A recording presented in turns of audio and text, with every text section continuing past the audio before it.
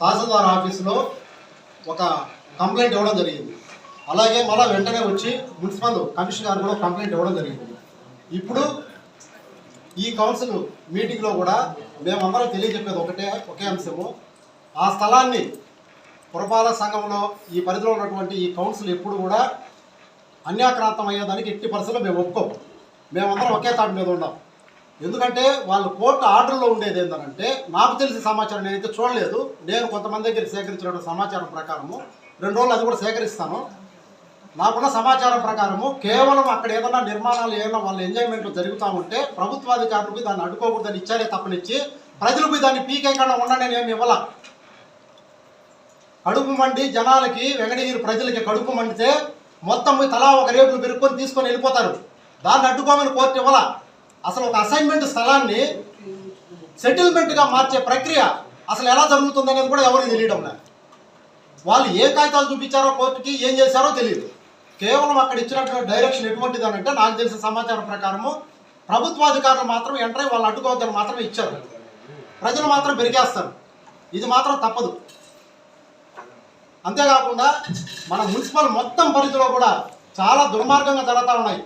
ప్రభుత్వ అధికారులే మద్దతు ఇస్తూ ఉన్నారు. నేను మళ్ళా గంటాపదంగా చెప్తున్నాను, నా దగ్గర పక్కా సాక్ష్యాలు ఉన్నాయి. అంటే ఇది ఆ స్థలానికి సంబంధించే కాదు, ఆ స్థలానికి సంబంధించినటువంటి ఇప్పుడు మనం మాట్లాడే స్థలానికి సంబంధించినటువంటి సమాచారం నేను సేకరిస్తాను. కానీ మా కుమ్మరగుంట్లో మొన్న ఇటీవల రీసెంట్గా 2 కోట్ల రూపాయలు విలువైనటువంటి 35 సెంట్ల స్థలాన్ని ఆక్రమించడానికి మన మున్సిపల్ అధికారులు కూడా సహకరించారు. నా దగ్గర పక్కా ఎవిడెన్స్ ఉంది. 29వ తేదీ స్పందనలో కలెక్టర్ గారు మొత్తము సాక్ష్యాలతో సహా ఎవిడెన్స్ పెట్టారు. దొంగ పట్టాలు సృష్టించి అక్కడ ఎస్టీపీ ప్లాంట్ శాంక్షన్ చేస్తే ఖాళీగా ఉన్నటువంటి ముందు లేఅవుట్, ఒరిజినల్ లేఅవుట్ ఇది ఒరిజినల్ లేఅవుట్. అక్కడ ఈ ఒరిజినల్ లేఅవుట్లో లేని పట్టాలను సృష్టించి ఆ లేఅవుట్ కాపీని వేరే విధంగా మార్ఫింగ్ చేసి ఏ విధంగా చేశారనంటే, చూడండి ఇక్కడ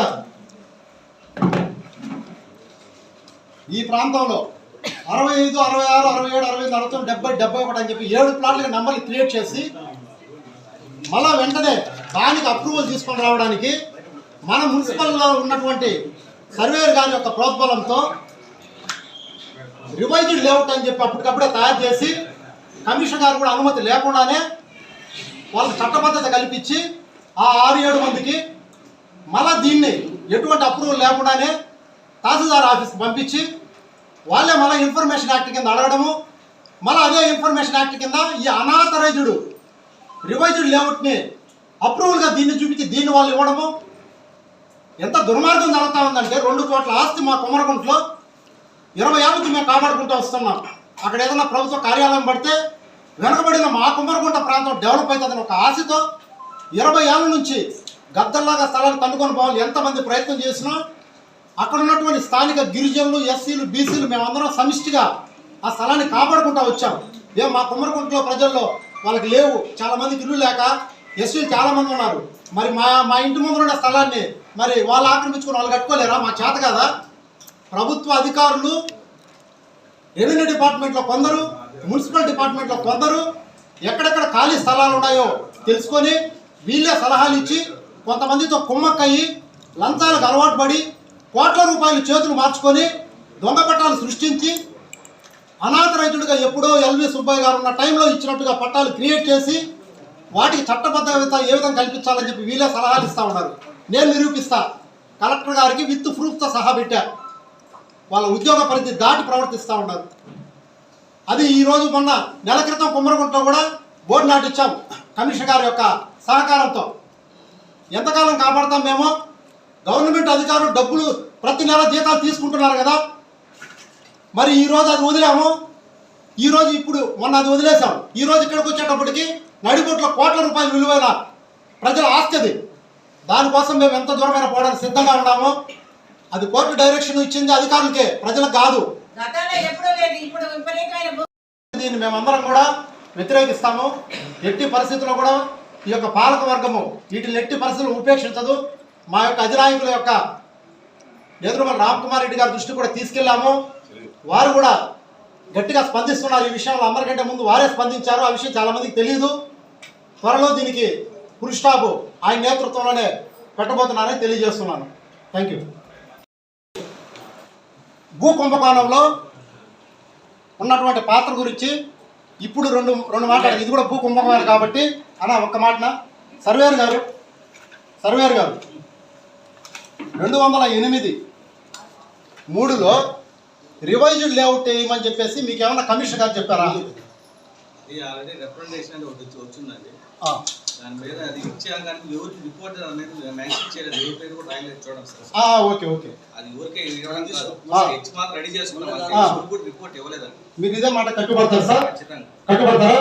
ఇదో మీడియా మిత్రులందరూ ఈరోజు ఆ భూములు కాపాడాలంటే మీ వాళ్ళే సాధ్యమవుతుంది. ఆయన ఏం చెప్పారు దీంట్లో?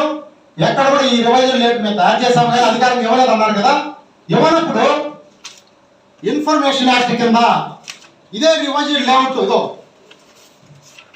అప్పిలేట్ అధికారి అయినటువంటి రాంబాబు గారు ఇదండి ఇన్ఫర్మేషన్ యాక్ట్ కింద ఇదే రివైజర్ లేఅవుట్ వాళ్ళకి ఇచ్చారు. ఎలా సాధ్యమైంది?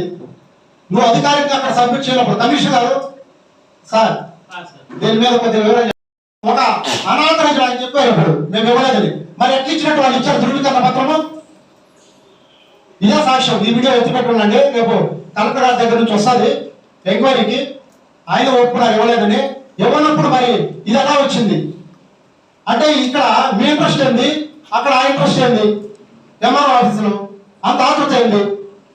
సంవత్సరం క్రితము మిలిటరీ కాలనీలో అంగన్వాడీ స్కూల్ కట్టేదానికి స్థలం లేదని చెప్పేసి అక్కడ ఉన్నటువంటి పబ్లిక్ పర్పస్ వదిలేసుకున్నా ఉంటారు కదా ఎక్కడైనా. దానికోసం నేను కష్టపడి ఒక అబ్బాయి దగ్గర ఇన్ఫర్మేషన్ యాక్ట్ కోసం వివరాలు అడిగితే ఖాళీ పేపర్ తిప్పి పంపించారు మహానుభావుడు. అదే ఇప్పుడు వీళ్ళు అడిగి అడగ తలికే మొత్తము ఇన్ఫర్మేషన్ యాక్ట్ ప్రకారం రివైజ్ లేఅవుట్ ఇచ్చేశారు. మళ్ళీ దీన్ని పెట్టుకునే వాళ్ళు మాకు అధికారంగా ఉందని చెప్పి అది చేసి పెట్టి దున్నేశారు. మరి ఆయనకి తెలియదు, మరి ఆయన ఇవ్వాల. మరి ఇది ఎట్లా వచ్చింది? కమిషనర్ గారు ఏమైనా ఇచ్చారా? అంటే ఒక దొంగతనాన్ని చట్టబద్ధత చేసేదానికి ఎంత కృషి చేస్తున్నారో మీరే చూడండి. మన మున్సిపల్ సర్వేయర్ గారు స్వయంగా ఇప్పుడు చెప్పారు మీ మీడియా సాక్షిగా. ఈ వివరణ మొత్తం అర్థం కావాలంటే మీకు దీని కాపీ మళ్ళా ఇస్తాం మీ అందరికి. ఒకసారి స్టడీ చేయండి. అనాథరైజ్డ్ గా ఉన్నటువంటి రివైజ్ లేఅవుట్ 2 కోట్ల రూపాయలు విలువైనటువంటి ప్రాపర్టీని 7 భాగాలుగా చేసి 7 మందికి పట్టాలు ఇచ్చినట్టు క్రియేట్ చేసి ఎస్టీపీ ప్లాంట్ కి కేటాయించినటువంటి స్థలాన్ని కొంచెం పక్కకి సర్ది అదే ఎస్టీపీ ప్లాంట్ లో రివైజ్ లేఅవుట్ తయారు చేసి దాన్ని అధికారికంగా కమిషనర్ గారికి తెలియకుండానే ఎంఆర్ఓ ఆఫీస్కి పంపించి అక్కడ ఉన్నటువంటి ఎంఆర్ఓ ఆఫీసులో ఉన్నటువంటి కొంతమంది సహకారంతో అప్పటికప్పుడే ఆ యొక్క ఎవరైతే ఆక్రమణదారులు ఉన్నారో వాళ్ళు వెంటనే అక్కడికి వేసి వాళ్ళ అప్లికేషన్ పెట్టడము ఇన్ఫర్మేషన్ యాక్ట్ కింద వెంటనే దీన్ని వాళ్ళు ఇచ్చేయడం. ఎంత దుర్మార్గం చూడండి. ఎవరికైనా నిజంగా పట్టాలు ఇచ్చి ఉంటే ఎప్పుడో 25 సంవత్సరాల క్రితము అది గవర్నమెంట్ యొక్క పబ్లిక్ పర్పస్ కోసం కానీ అది వెళ్ళిపోతా ఉంటే వాళ్ళు ఎంఆర్ఓ గారికి దరఖాస్తు చేసుకోవాలి. సిస్టమ్ ఇది. అప్పుడు వాళ్ళు ఇది నిజమా కాదా విచారించి వాళ్ళ రికార్డులో పట్టాలు ఉన్నాయో చూసుకొని నిజంగా వాళ్ళకి అర్హత ఉండి ఉంటే జగనన్న లేఅవుట్ లో వాళ్ళకి అర్హత ఉంటే ఎక్కడ ఇస్తారు పట్టాలు కావాలంటే? అంత 2 కోట్ల రూపాయలు విలువ స్థలం కాడ రివైజ్ లేఅవుట్ చేసి వాళ్ళకి అనాగరికంగా కట్టబడాల్సిన అవసరం ఏంది? ఆ రోజు జేసీబీ నేను అడ్డుకోకుండా ఉంటే పరిస్థితి ఏంది? ఈ రోజు మొత్తం కట్టేస్తున్నట్టు. అందుకే నేను చెప్తున్నా పదే వెంకటగిరిలో జరిగే భూ కుంభకోణాల్లో అధికారుల పాత్ర, కొందరు అధికారుల పాత్ర ఖచ్చితంగా ఉందని నేను ఖచ్చితంగా చెప్తా, నిరూపిస్తా కూడా. లేకపోతే నా పదవికి రాజీనామా చేస్తా నేను నిరూపించలేకపోతే. సార్ మీరు దీని మీద రివైజ్ లేఅవుట్ మీద వివరణ మీరు ఇచ్చారా? అట్లాగే చెప్పండి. ఏమి ఇవ్వలేదంటే ఏమి ఇవ్వలేదు. నేనేమడిగాను మీరేం చెప్తున్నారు? లేఅవుట్ ఏమైనా ఆర్డర్స్ ఇవ్వలేదు. రివైజ్డ్ లేఅవుట్ విన్నారా సార్? మీరందరూ అధికారికంగా ఇచ్చారు. రివైజ్డ్ లేఅవుట్ వేయాలనంటే మున్సిపల్ కమిషనర్ కూడా అధికారం లేదు. వారు తెలియజేయాలి. వారు తెలియజేస్తే అది తహసీల్దార్ గారి ఆఫీస్లో ఆర్డీఓ గారి అనుమతి మేరకు మాత్రమే రివైజ్డ్ లేఅవుట్ వేయాలి. కానీ మున్సిపల్ ఆఫీస్లో ఉన్నటువంటి సర్వేయర్ గారే సొంతంగా వేసి వాళ్ళు ఏదో అర్జీ పెట్టుకున్నట్టుగా ఒక అర్జీ ఇప్పించి వెంటనే ఎత్తుకుని దీన్ని ఎత్తుకుని ఎంఆర్ ఆఫీస్లో ఇచ్చి దాన్ని అధికారికంగా చూపించి దీన్ని అడ్డు పెట్టుకొని కొమ్మరగుంటలో 2 కోట్ల రూపాయల స్థలాన్ని జేసీబీ పెట్టి దున్నిచ్చారు. అడ్డుకున్నాం మేము మా కార్యకర్తలం. దానికి సాక్ష్యం నా దగ్గర ఇప్పటికి వీడియో సాక్ష్యం అలాగే ఉంది. ఎన్ని రోజులు కొట్లాడతాం మీరు చెప్పండి, ఎన్ని రోజులు కొట్లాడతాం మేము? దాంతో పాటు ఇది కూడా అయిపోయిందమ్మా. థ్యాంక్ యూ అలాగే. చేయదు దయవుంచి వెంకటగిరి సర్వేయర్ల మీద నాకు నమ్మకం లేదు. ఎందుకంటే నేను అనుభవపూర్వకంగా తెలుసుకున్నా. ప్రతి కోణంలో కూడా ఎక్కడెక్కడ మిగులుతుంది, ఎవరు కట్టబెడతామని చూస్తా ఉన్నారు ఇక్కడ. కాబట్టి దయవుంచి సార్ నా రిక్వెస్ట్ సార్, మీరు కూడా బాధ్యతగా కొద్దిగా తీసుకోండి. డివిజనల్ సర్వేయర్ ద్వారానే ఇక్కడ జరిగే ఈ భూమికి సంబంధించినటువంటి విషయంలో డివిజనల్ సర్వేయర్ ద్వారానే ప్రతి చర్య జరగాలనేసి నేను కోరుకుంటున్నాను. దీని అందరూ కూడా మనం ఆమోదిస్తారని నేను అనుకుంటున్నాను.